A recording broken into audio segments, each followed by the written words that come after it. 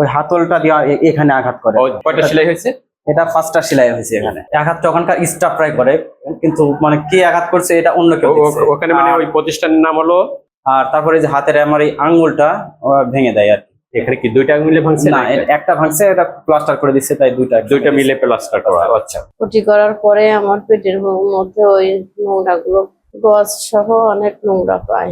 3 দিনের দিন আমার পেটে খুব ব্যথা হয়, পেন হয়। আমি অনেকবার বলি নার্সকে দেখাই, নার্সরা কোনো কিছুই করে না। তার পেট আস্তে আস্তে ফুলে মনে হচ্ছে ফেটে যাবে 3 দিনের দিন। অপারেশনের 3 দিনের মাথায়? হ্যাঁ, আর পেট দিয়ে পুজ আসতেছে। আমি ওদেরকে অনেকবার বলছি, ওখানে কোনো ডক্টর নাই। যে সিজার করছে সেও কখনো আসে নাই দেখতে।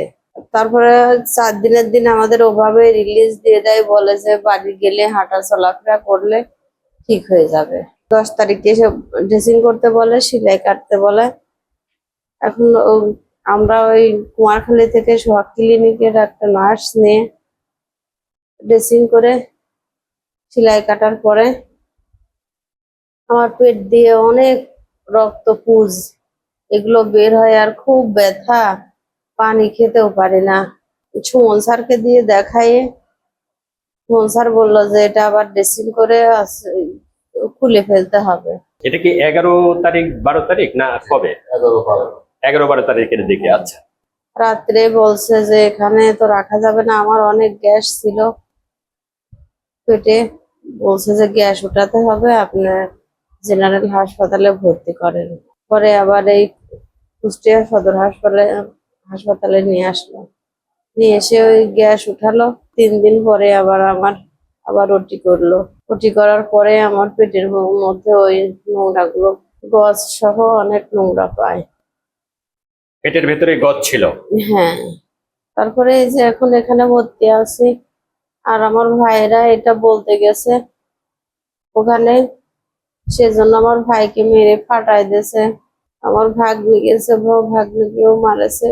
বকাবাজি করতে করতে আমার ভাগ্নির গায়ে এর কলার পাট ধরে আর কি ওরা। তো এইভাবে কলার পাট ধরাবার হাতাহাতি শুরু। তারপর ওরা ওখানকার স্টাফ প্রায় 10-12 জন এসে রুম আটকাই দিয়ে আমাদেরকে পিঠায়। আর আমার মাথায় যে আঘাত আছে এখানে ওই যে জেনারেটর দিয়ে স্টার্ট দেয়, ওই হাতলটা দিয়ে এখানে আঘাত করে। কয়টা সেলাই হয়েছে? এটা 5টা সেলাই হয়েছে। এখানে আঘাতটা ওখানকার স্টাফরাই করে, কিন্তু মানে কে আঘাত করছে এটা অন্য কেউ দেখছে। ওখানে মানে ওই প্রতিষ্ঠানের নাম হলো কেয়ার স্পেশালাইজড হাসপাতাল। আর তারপরে যে হাতের আমার এই আঙ্গুলটা ভেঙে দেয় আর কি। এখানে কি দুইটা মিলে ভাঙছে? না, একটা ভাঙছে, এটা প্লাস্টার করে দিচ্ছে, তাই দুইটা মিলে প্লাস্টার করা। আচ্ছা, তারপরে ওখানে আমাদের মাথা ফাটার পরও আমাদের আসতে দেয়নি, ওখানে রুমের মধ্যে আটকায় রাখছে। ওরা পিছন দরজাতে পালাই গেছে। পরে কে বা কারা এসে দরজা খুলে দেয়। তারপরে আমরা বেরোয় র্যাবের ওখানে যাই। তো র্যাব আমাদেরকে হসপিটালে পাঠায়, আমাদের ট্রিটমেন্ট নিতে পাঠায়। পরে ওনারা কি ব্যবস্থা নিছে ওনারা জানে আর কি। রোগী আমার ওয়াইফ। আমি 3 তারিখে সোহাগ ক্লিনিকে আনার পরে খোকন মোল্লা নামে এক ম্যানেজার আমাকে সদর হাসপাতালে না এনে কেয়ার স্পেশালাইজড হসপিটালে নিয়ে আসে। 3 তারিখে আনার পরে এখানে 10টা থেকে 11টার মধ্যে ওকে ওটি করার পরে 4 দিনের দিন ডিসচার্জ করার পরে ওটি করানোর পরে দেখা গেল ওখানে গজ সহ অনেক ময়লা বের করে ওটির থেকে। এইগুলো আমরা বলতে গেছিলাম কেয়ার স্পেশালাইজড হসপিটালে 17 তারিখে। যাওয়ার পরে আমাদেরকে ওখানে লাঞ্ছিত করে এবং বেধড়ক মারধর করে।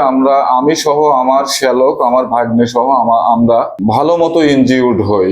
আমি একটা কুষ্টিয়া মডেল থানায় অভিযোগ করেছি। ওসি সাহেবের নেতৃত্বে এসআই ফারুক রহমান উনি এর তদন্তে দেখভাল করছেন। শারীরিক মানসিক সব দিক থেকে ক্ষতি, আমি এই ক্ষতিপূরণ, আমি এই সুষ্ঠু বিচার কামনা করছি। আমি সুজন, সোহাগ ক্লিনিকে চাকরি করি। রোগীর হাজবেন্ড আমাকে ফোন দেয় যে মামা এসে আমার রোগীটা একটু মহিলা একজন সিস্টার নিয়ে এসে দেখে দিয়ে যান। পরে আমি মহিলা সিস্টার নিয়ে যেয়ে ওনার ড্রেসিংটা করে দিয়ে চলে আসি। পরে উনি বলে যে আমার কাটা জায়গা দিয়ে পানি আসতেছে। আমি বললাম যে আচ্ছা তাহলে আমি এসে দেখে দিছি। পরে পানি আসা দেখে আমি বলি যে তাহলে আপনি যেখানে অপারেশন করেছেন সেই ডাক্তার বা সেই ক্লিনিকে নিয়ে যান। 15 দিনের মতো হলো এই মানুষগুলো শুধু হাসপাতালেই থাকছে। এখন হ্যাপি আপা অনেকটা মানে সুস্থতার দিকে, কারণ তিনি কুষ্টিয়া জেনারেল হাসপাতালের একটি কেবিনে আছে। তিনি কিন্তু জেনারেল হাসপাতালেই ভর্তি হতে চেয়েছিলেন, তাকে ফুসলিয়ে নিয়ে যাওয়া হয় একটি ক্লিনিকে। সেই ক্লিনিক থেকে তিনি অপচিকিৎসা পেয়েছেন এবং তার পেটের ভেতরে গজ কাঁচি মানে গজ রেখে দেওয়া হয়েছে। তারপরে তিনি মরণাপন্ন হয়েছিলেন। কুষ্টিয়া জেনারেল হাসপাতালেই তাকে আবার শেষ পর্যন্ত আসতে হয় এবং জেনারেল হাসপাতাল থেকেই কিন্তু আল্লাহর রহমতে তিনি আবার সুস্থতার পথে এখন আছেন। যে মেসেজটা বলতে চাই সেটি হলো যে কুষ্টিয়া জেনারেল হাসপাতালের চিকিৎসা ব্যবস্থা অনেক ভালো, এখানকার ডাক্তাররা ভালো, কিন্তু আমাদের জেনারেল হাসপাতালে যে সমস্ত দালালরা রয়েছে, বিভিন্ন ক্লিনিকের ডায়াগনস্টিক সেন্টারের যে সমস্ত দালালরা রয়েছে, এই দালালদের কারণে রোগীরা জেনারেল হাসপাতাল বা সরকারি হাসপাতাল থেকে বঞ্চিত হচ্ছে। তাদেরকে আসতে দেওয়া হয় না হাসপাতাল পর্যন্ত, আগেই তাদেরকে ভাগিয়ে অন্য কোথাও ভর্তি করে দেওয়া হয়। জেনারেল হাসপাতালের ডাক্তাররা আছে কিছু ডাক্তার অসৎ, সেই অসৎ ডাক্তারদের কেউ কেউ ক্লিনিক বা ডায়াগনস্টিক সেন্টারে তারা অতিরিক্ত ডিউটি করে, ওখান থেকে অতিরিক্ত ইনকাম করে। কেয়ার স্পেশালাইজড হাসপাতালের যারা কর্মচারী কর্মকর্তা ছিল, তার আত্মীয় স্বজনরা আবার যখন তাদেরকে ডেকে নিয়ে যে ফোন করে ডেকে নিয়ে যে তাদের উপর আবার আক্রমণ করেছে, হামলা করেছে। এই হচ্ছে তার মানে একটা বিরাট চক্র এই হাসপাতালের চিকিৎসা থেকে মানুষকে বঞ্চিত করছে।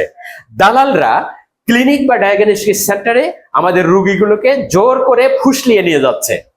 তারপরে সেই রোগীরা আবার যখন সেখানে ভালো হচ্ছে না, তখন আবার তারা কিন্তু হাসপাতালেই ফিরে আসছে।